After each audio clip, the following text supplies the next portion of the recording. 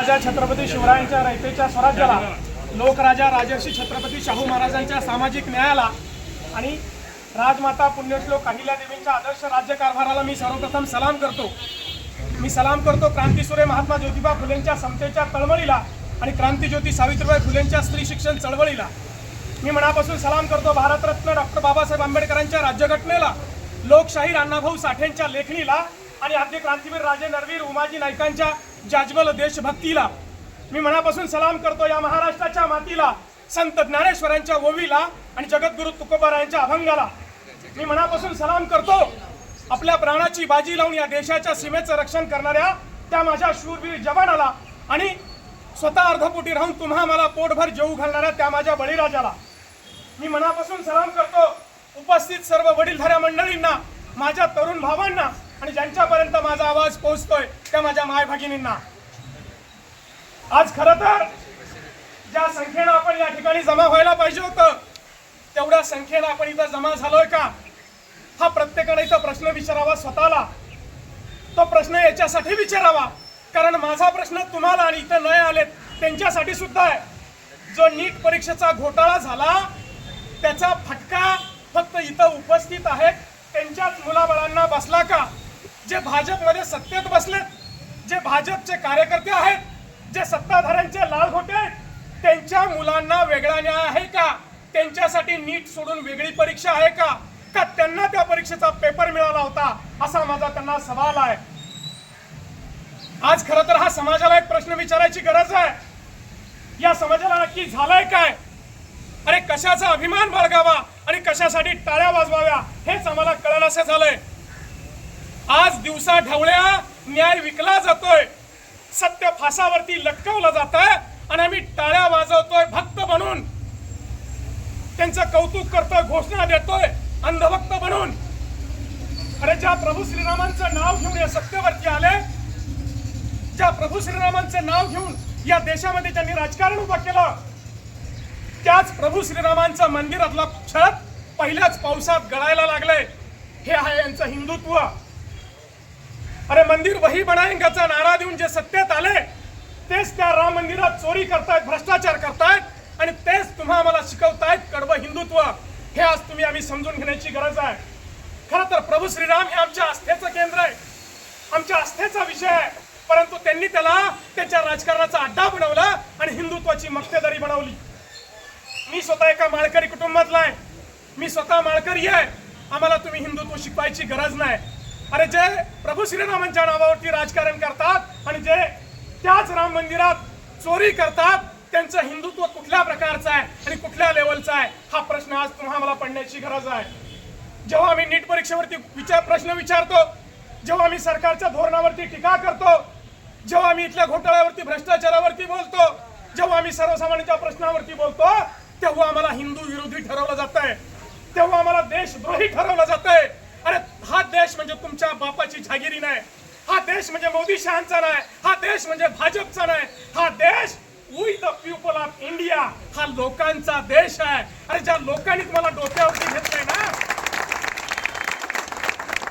ज्या लोकांनी तुम्हाला डोक्यावरती घेतलंय ना तीच लोक तुम्हाला येणाऱ्या काळात पायाखाली घेतल्याशिवाय राहणार नाहीत. अरे ज्या निवडणूक आयोगाच्या बुरख्याखाली लपून तुम्ही निवडणुका जिंकताय, अरे ज्या निवडणूक आयोगाच्या मेहरबानीवरती तुम्ही आज सत्तेचा डाव मांडताय, तुम्ही काय अमरत्वाचा पट्टा घेऊन आलेला नाही. अरे जंतर मंतरवरती आमची पोरं कशासाठी बसलेत?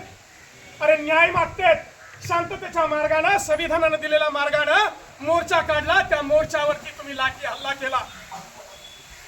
मोदी साहेब तुम्हाला एक प्रश्न आहे. 2014ला तुम्ही इथल्या तरुणांना एक आवाहन केलं होतं की तुमचं पहिलं मत या देशाच्या प्रगतीसाठी देणार का? अरे तुमचं पहिलं मत तुमचं भविष्य उज्ज्वल होण्यासाठी देणार का? अशी हात तुम्ही तरुणांना घातली होती, अशी साथ तुम्ही तरुणांना घातली होती.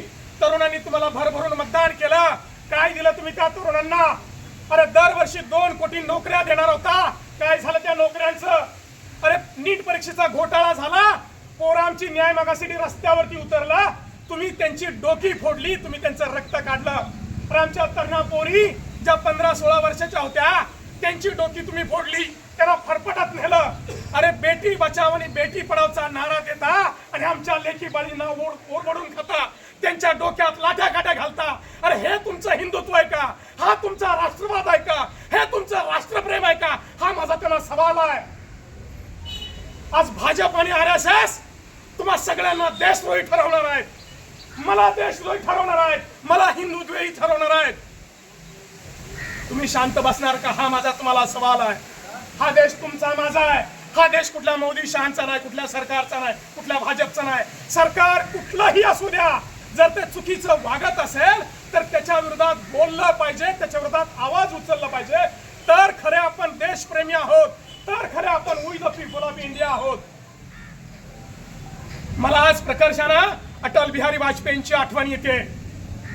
अटल बिहारी वाजपेयींच्या काळातला भाजप आणि मोदी शहांच्या भाजप काळातला भाजप हा वेगळा आहे.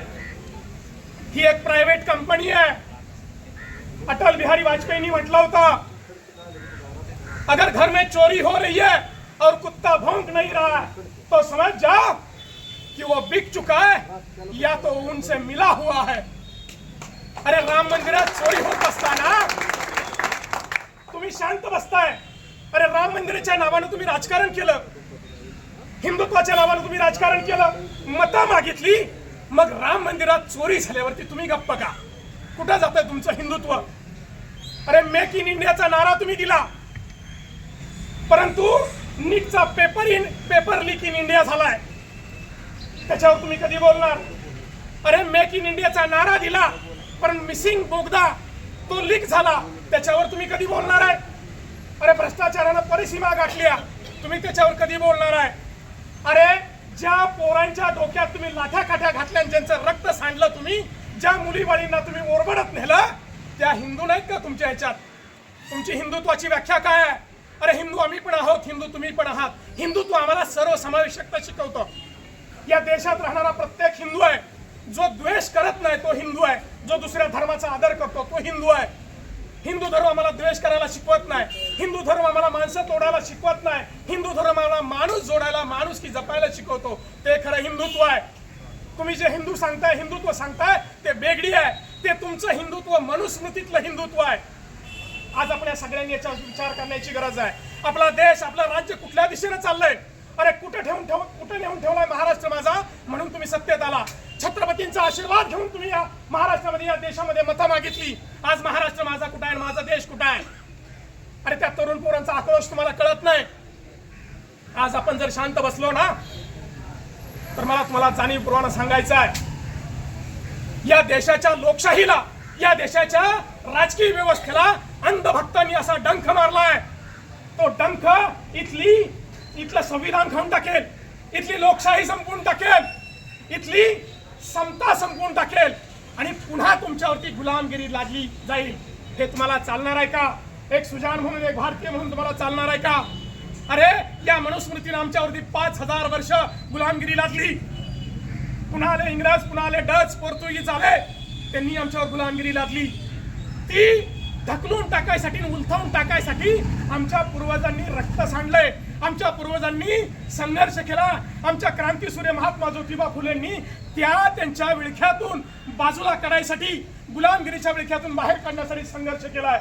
डॉक्टर बाबासाहेब आंबेडकरांनी संविधान लिहून तुम्हा मला बोलण्याचा अधिकार दिला, व्यक्त होण्याचा अधिकार दिला, गुलामगिरी संपवली. अरे छत्रपती शिवाजी महाराजांनी गुलामगिरीतल्या लोकांना एकत्र करून, त्यांच्यातला स्वाभिमान जागा करून आज त्यांनी स्वराज्य निर्माण केलं. आज जर हे सगळं रसातळाला जात असेल तर या महापुरुषांची नावं घेण्याची आपली लायकी आहे हे तपासा. अरे ह्यांनी सगळंच पळवलंय, ह्यांच्याकडे ह्यांचं स्वतःचं काय आहे? महात्मा फुले आमचे म्हणतायत, छत्रपती शिवाजी महाराज आमचे म्हणतायत, डॉक्टर बाबासाहेब आंबेडकर आमचे म्हणतायत, पुण्यश्लोक अहिल्यादेवी आमचे म्हणतायत, सरदार पटेल आमचेच म्हणतायत. परदेशात गेल्यावर मी गांधीच्या देशातून आलो म्हणून सांगताय, मी आंबेडकरांच्या देशातून आलो म्हणून सांगताय. अरे तुमच्या पूर्वजांचा इतिहास काय आहे? अरे कुठं होते तुमच्या पूर्वजांच्या वेळेला? देशाच्या स्वातंत्र्यासाठी लढाई चालली होती, इथल्या सामाजिक प्रश्नांसाठी लढाई चालली होती, त्यावेळेला तुमचे पूर्वज कुठं होते? अरे ज्यांनी 2014 पर्यंत आपल्या मुख्यालयावरती तिरंगा फडकवला नाही, जे काळा ध्वज फडकवत होते, त्यांनी आम्हाला राष्ट्रभक्ती शिकवू नये आणि त्यांनी आम्हाला राष्ट्रभक्तीचे प्रमाणपत्र पण देऊ नये. पण त्यांनी तुम्हाला प्रमाणपत्र द्यायच्या अगोदर तुम्ही जागे व्हा, तुम्ही शंड होऊ नका, तुम्ही गुलामगिरीत जाऊ नका, अन्यथा पुन्हा पुढची येरा माझ्या मागल्या आणि ताकड्या चांगल्या पुन्हा गुलामगिरीचे दिवस येणार आहेत. तुमची शेती भाती राहणार नाही, तुमच्या आई बाळांची इज्जत राहणार नाही. तुम्ही आज रस्त्यावर येऊन मी तो कोकलतोय, तुम्ही जमलाय. अरे तुमच्यावरती लाट्याकाट्या पडतील, तुम्हाला बोलायचा अधिकार नसेल, आमच्या स्त्रियांना शिकण्याचा अधिकार नसेल, बोलण्याचा अधिकार नसेल आणि मताचाही अधिकार नसेल. बसा बोंबलत. अरे एसआयच्या नावाखाली काय चाललंय आजपर्यंत? इथले सरकार, इथली व्यवस्था काय काम करत होती? तर या देशातल्या प्रत्येक नागरिकाला मतदानाचा अधिकार मिळाला पाहिजे. आज हे सरकार ठरवतंय की मतदानाचा अधिकार कुणाला द्यायचा, त्याच्यानंतर तुम्हाला ठरवतील. जर एकदा तुमचं नाव मतदार यादीतून काढलं तर तुम्हाला पाकिस्तानचा रस्ता हे दाखवतील, कारण तुम्ही भारताचे नागरिक नाहीत, तुम्ही मतदान देऊ शकत नाहीत. आपला देश अराजकतेकडे चाललाय, आपला देश हिंदू तालिबानकडे चाललाय. कोणी हिंदू नाही, पुन्हा मनुस्मृती असेल. त्यांच्या हिंदुत्वाच्या व्याख्यात तुमचं माझं स्थान काय आहे हे तुम्ही ओळखा. आणि आपल्या पोरांची डोकी फुटत असताना, आपल्या लेकीबाळींच्या इज्जतीला हात घातला जात असताना, आपली पोरं रस्त्यावरती लढत असताना शंड बनून घरात बसू नका, अन्यथा हा देश गुलामांचा आहे, हा देश मुर्दारांचा आहे अशी इतिहासात नोंद होईल. आणि ते जर होऊ नाही वाटत नसेल तर इथून पुढच्या काळामध्ये आपल्या मुलाबाळांची इज्जत, आपले प्रश्न, आपलं स्वातंत्र्य, आपलं संविधान वाचवण्यासाठी प्राणपणाने लढा, नाहीतर मुर्दार म्हणून, एक गुलाम म्हणून तुमची नोंद होईल. मी लढायचं ठरवलंय, तुम्ही काय करायचं ते तुम्ही ठरवा. एवढंच बोलतो आणि थांबतो. जय हिंद, जय भारत.